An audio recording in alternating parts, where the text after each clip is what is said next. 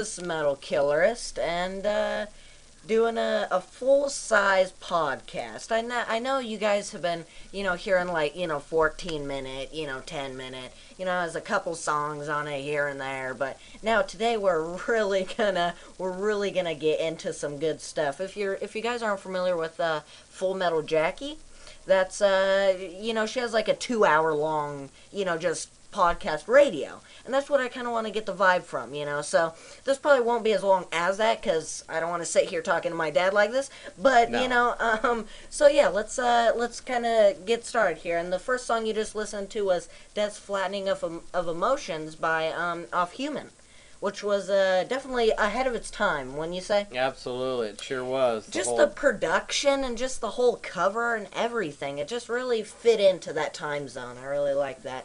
Yep. Did you see Death before Chuck died? No, I didn't. Never did. That's a shame, Yeah, it's like, you probably had one moment in your time, like your friend was like, "Oh, dude, you want to go to a Death concert?" And I was sick or something. Yeah, and you were like, "No, they're stupid," yeah, or, they'll be around again. Yeah, exactly. But, you gotta take those little things. It's history. It really is. Exactly. I mean, when Pete died, it's like you should have seen Typo Negative. Did you see him? No. Oh, you never? Gosh, yeah, that's really a bummer. And now, and I'm not saying this is like part of the genre, but just like one of the Beastie Boys guys died. Yeah, no. My mom loves them, and Yeah. she can't see them now unless they do some weird tribute, which is stupid. I never really liked those, but So yeah, let's get started here. What do you got on your news today? Well, if you like football at all, or watching it this weekend. And you like POD, you'll be in luck. They're going to be performing at this weekend's NFC Championship game. That's pretty sweet. Where's that going to be at? Isn't it like in Hawaii or something weird like that? No, that's something else. I've been thinking of something else. We'll talk about that later. No, that's a different game. Yeah, I don't even know where that came from. Thank God you like metal and you know about that. Yeah. No Hawaii. Be quiet. All right. Rotten Sound, entire new EP for streaming. You can download that, purchase that on iTunes and whatnot. Nice. And yeah. Prong Main Man gets signature guitar from Schecter, which is nice. Oh, that's hyperspace my mind. What's that guy's name? Do they? I can't. What's wrong with me? I can't remember it now. I can't. But you know what's nice? He got a new Schecter. Oh yeah, absolutely. Getting a new guitar is like, and especially signature. That's like, like when Mil Pastroza got his from Creator. Like I finally got his a guitarist dream. To have their own signature on a brand. It just really sounds good. Dude, let's play a song. Let's play some off of Lamb of God's New American Gospel. This is Confessional. Yeah.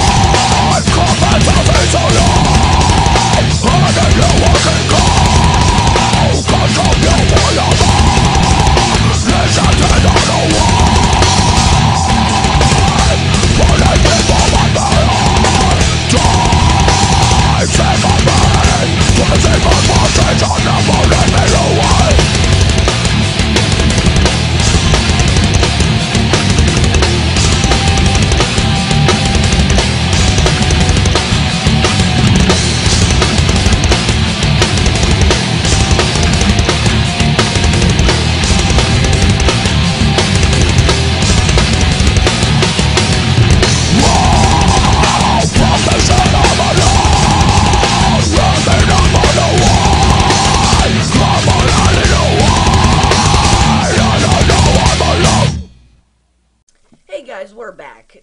You were just listening to some Lamb of God.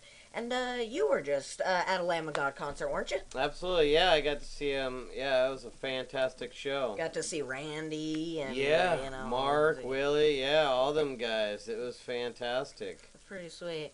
And now, didn't you say they pulled out the stage so it'll have a bigger production? Yeah, at the knitting factory that I was at, it was a little different deal. They had, quite a bit of production, and there was a lot of bands on that bill. It was Hell Yeah, and... Yeah, it was Silas's, one of those new British upcoming bands. Yeah, those guys were fantastic. And then, they're probably one of my favorite ones. In Flames. Yeah. Was that, not really a huge fan of that, but... It was good. It was all good. And, and Hell Yeah played. Those guys jammed it out. I got to actually meet Chad Gray afterwards and jammed it out with him a little bit. So that was obviously an honor and a privilege and cool to meet him and see him. But yeah, the whole night was magical. You're just doing it. Yeah, for sure. Great time.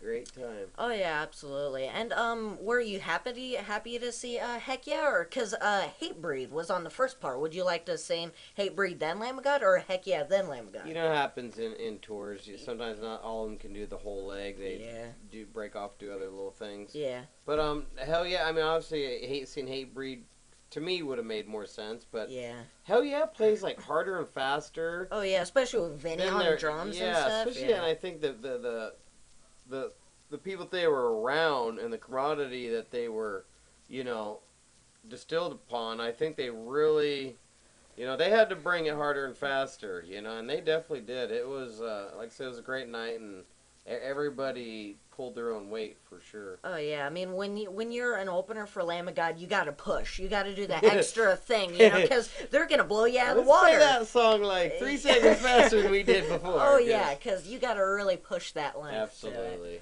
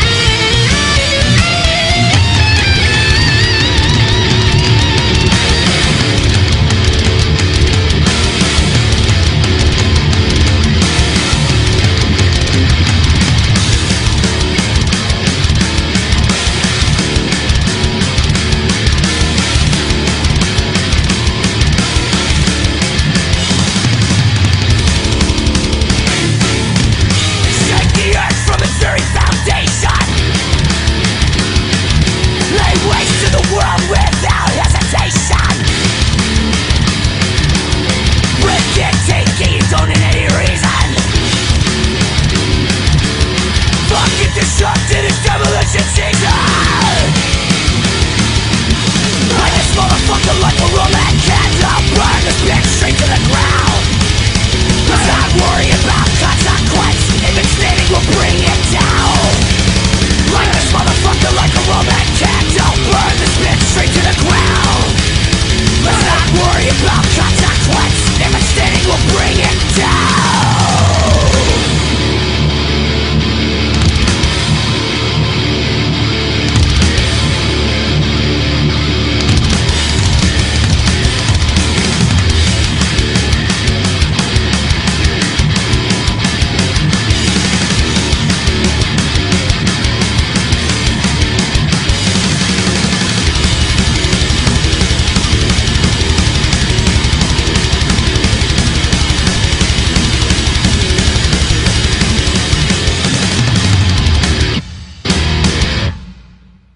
Hey guys, this is metalkillerist, and you were just listening to Exodus Rays. Actually, that was their first album with Rob Dukes. Yep. Steve Souza left it his own Hatred band and all that junk, and yeah, Rob Dukes filled in the singer from Generation Kill. Yep. You know, I mean, I think it fits great in Yeah, it. You know, he has it's kind of like a Jamie Josta voice. It's not really like, you know, like crazy melodic and stuff like Randy Bly and stuff. It's more like just aggressive, you know, just singing, you know, right then and there. And, you know, great album, you know, I have to say. Never really got its justice, you know, it never really got it up there. But, on other news, Lita Ford added to the Mad Monster Party. Oh, nice. You know, always sweet. She could party, I'm sure. Oh, yeah. And, yeah, what do you have to say for news? For news, Turium's new album, if you're a fan of them, it's going to be produced by a Disturbed singer.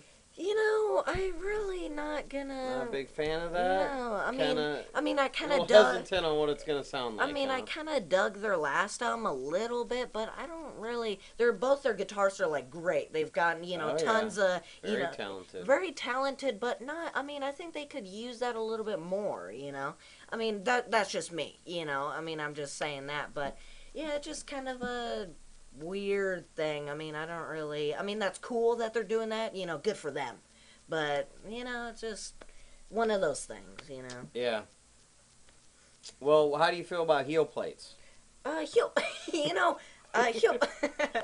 heel plates are fine. You know, I could, you know... Not big in drumming? Well, Lamb of God drummer is, and he's launching a new signature VRUK Drum Master heel plate. Now, what is it? Was that for Man, like bass, like double bass? It makes you just a monster. I mean, it's bet. just throw down, I mean, yeah, drum your face off. No joke. When you get signature parts to anything, you're doing something. Yeah. Hey, Chris, you get your own signature nut. Good job. You know, like it's just one of those things that's like plate. That's kind of weird, but you know, all right, that's cool. And I've been kind of getting into drumming actually, like kind of the whole, you know, like you know, always like mess around, you know, hitting stuff and all this stuff. But it's kind of cool to like kind of examine all this because there's so many forms of different drumming. You know, there's like blast beats and, you know, crazy double bass and stuff, which Chris Adler definitely takes consideration of. And, yeah, he drums are actually for Mapex drums. All right. And John from Devil Driver, he does Mapex too. I'm kind of getting into drums. I mean, it's kind of cool. They're neat, yeah, for sure. Absolutely. You can do total, you know, it's not like a guitar where you just, you know, add some pickups and, you know, paint job or something. But you can, like, add, you know, you can just buy a little kit and then you can, you know, add double bass, you know, add tons of things around you, you know. Spend a small fortune on it, Oh right? yeah, you know, add new top hat and, you know, all these crazy symbols and stuff. Well, you you know, stick to the guitar. Yeah, I'll get you some pots and pans and you can practice on that and we'll see how it goes. I mean, I was thinking about actually making a like kind of thing to work on my like double bass. Double bass? Yeah, I was gonna put a slinky under your heel and that might work. You know, I could do that, but it kind of sounds stupid. Like, you know, when we put out the cardboard to the truck, you know, because we're gonna take that to recycle and stuff. Yeah. I'm gonna take some of that. I'm gonna outline my foot with it. Yeah. Cut it out, and then kind of double it, staple those together kind of at the bottom there. Yeah. And didn't you say you have some springs or something? I'm sure there's something in there. You know, I'm going to take like a spring right there, and then kind of, you know, that'll kind of like... Yeah, you know, just like, kind of like... It's like you thinking and believing that your left hand is now longer than your right. Yeah, it's like if you just close your eyes, you can pretend like you're just, you know, like a master drummer. Wow. And that's You're how, like... the master of something. That's how, like, that's how many drummers start, you know? It's just, you know, like, John, from Devil Driver, how he started, he, like the gliders that you slide your drawers in, he took the gliders out, put some scotch tape around the end, you know, as some sticks. Yeah. You know, as to just, you know, practice, he hit his pillows, you know, every night, you know, drummed to some, you know, Metallica and all that kind of stuff, and that's how it, and his parents saw the dedication and was like, you know, I think he's definitely time to get a drum kit, and now look where he's at. He's with Devil Driver. I mean, that's a sweet. Doing big things with big people, absolutely. Oh yeah, absolutely. And enough with us talking. Let's play another song. Let's play a good punk song. Yeah, you know, my favorite. I love a good punk. Oh yeah, let's play some verbal abuse. There you go. I hate you. Absolutely. You know, isn't that sweet? Just back in the day, like, you know, you could never get away with stuff like that nowadays. No. Like, I hate you. It was you a know? good time. It was a beautiful time in music. It really you know, was. and especially when Slayer covered it off their, you know, Undisputed Attitude, that just really just, you know, brought you back to your roots, you know, and just... Absolutely. Yeah, so, yeah, there's some verbal abuse. Enjoy.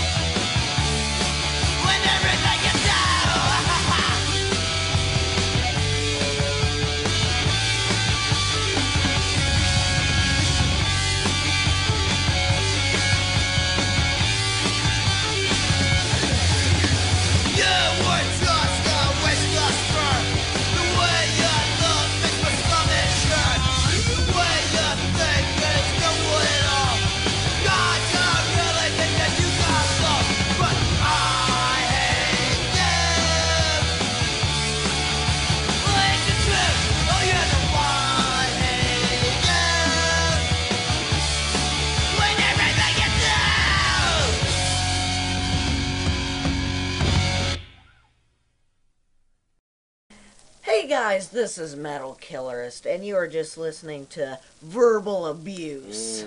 Always a good one. Alright, so, now that our podcasts are a little longer, we're gonna have this segment at every end of the podcast. It's kind of like not really, like tales that, cause you are, you know, the metal, you know, resource of the family. You're, you know, go to a whole bunch of shows, you know, you know, you meet all the guys, party with them, drink, you know, all that stuff. So I've been around for a little bit, right? Oh yeah, for sure. And you know, write in the comments what the segment should be, because we have no idea. I mean, some of our ideas were like Tales from the Pit, but someone already has that. So, you know, you can't really do that, but, you know, something like that. So write in the comments if you have any ideas for that. And, so yeah, this is, you know, whatever the segment is called. So, so I'm going to ask you a couple questions, and, you know, we'll kind of work out, you know, like that. So, you were growing up in California. So was that like a lot of, you know, there was a lot of good shows, weren't there? Yeah, I mean, it was definitely a blessed place to live and grow up. I mean, I had a lot of resources, a lot of privileges, and yeah, I got to hang out with a lot of people that later became well-known musicians, and some of them that didn't, but Yeah. were just as good, if not better. And no, it's a fun place to live for sure. I took the good with the bad with it, but no, definitely a huge music capita for sure. But I think a lot of it is more places are like that these days. It's not Yeah. so California this or that. It's more people are doing it themselves and growing more. There's Yeah. places, there's little towns now that are just jumping off that have Yeah. great shows all the time.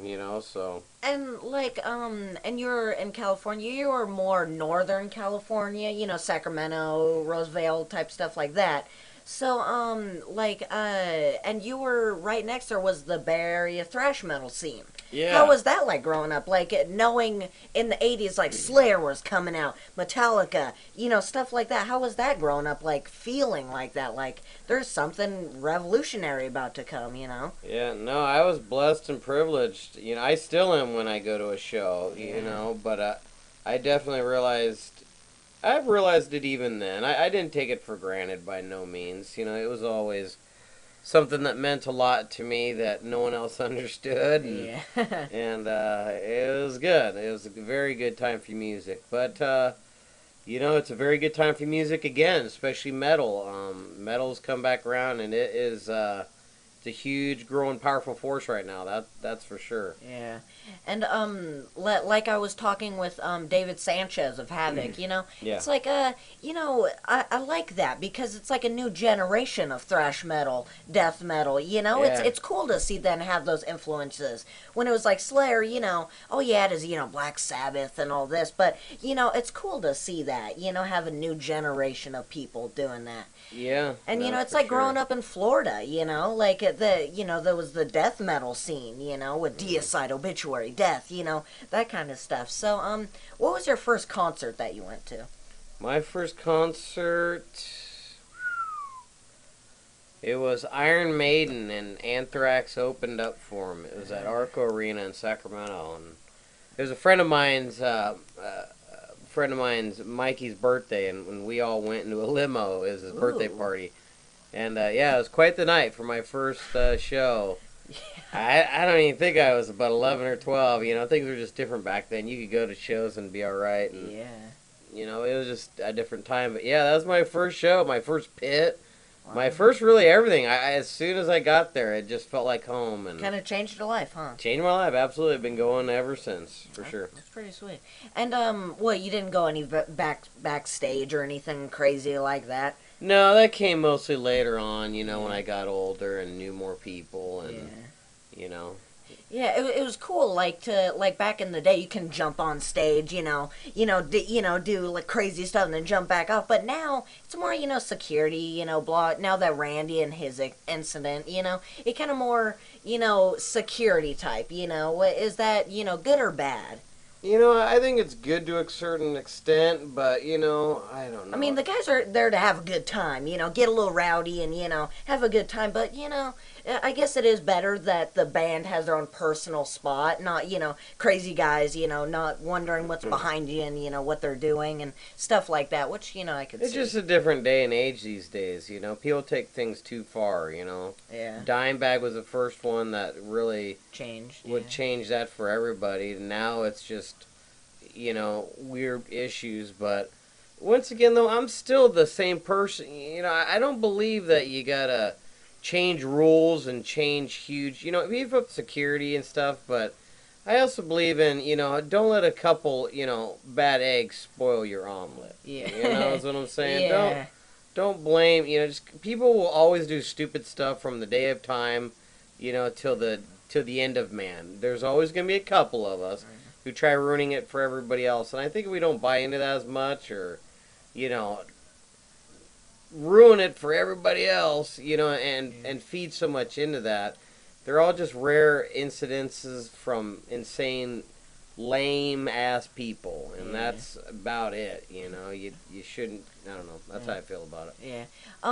Like you know, like the crazy people jump on stage and stuff. Were you like one of those people that jump over the rail? Absolutely, and just, I mean, I always do crazy backflips. And that was cool. If you get past security and get up there, you got one big running. You know, the band. It was just kind of an unspoken rule. The band wouldn't see if you got to make it up. You know, you couldn't be a weirdo or do anything weird. You know. Yeah. But, you know, you got one pass to run, you know, right behind the singer usually, and, you know, maybe slap the shoulder of a guitarist, and then back out you went, you know, and that's where the big leap went, and, you know, I'd do. And sometimes you would, sometimes when, you know, you might make it into the crowd, but sometimes they won't catch you, you know? That's what stinks about that. There's like a 50-50 chance, like, oh man, will they catch me, or will they, you know, stuff like that. I've seen it go both ways, right? That's, you know, you're like, you're up there, you're like, yes, jump off, and you hit the ground, and you know you're like, I'm probably not going to do that.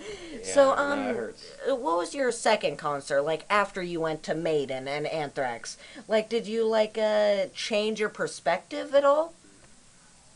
No, I mean it changed my life, and definitely. I mean, I was already into that music, I thought it was cool, and then seeing it just confirmed it. So it was just, like I said, ever since then I've been going to shows. You know, when I was younger, obviously not too many, you know, because, you know, I was just youngster with, you know, no money, and it was tougher back then. We didn't have the internet, and we didn't know about all these shows sometimes when they came through, but you just see little posters on I mean, absolutely, you see at little record thing. stores and stuff. I mean, and that's how you figured it out, you know, so it's a little more difficult, but definitely the shows were worth it. I mean, it was awesome. It was a good time. Yeah, absolutely.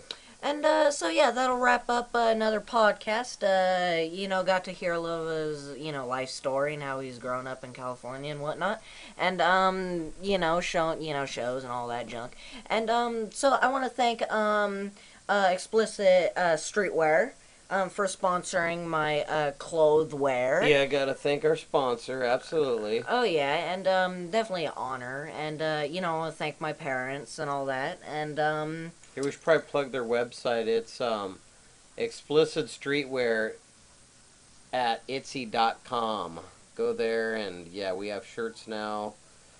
And it'll be good. Buy one, and it'll go towards Metal Killerist College Fund, and so you can buy more CDs. So And let's play one last song. Let's do it. We had a couple more songs, but you know, let's just wrap those up. You know, save those for another time and day. And let's play some Obituary. Yeah, that sounds great. Let's play off of Cause of Death, their second album. You know, I think they really progressed and really felt the need to do another album. And this one's called Chopped in Half. My favorite. Oh yeah. So see you guys later. Jump it out, feel the blood spill from your mouth.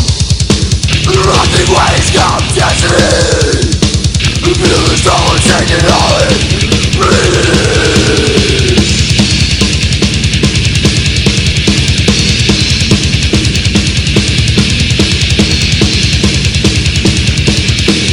Jump it out, feel the blood spill from your mouth.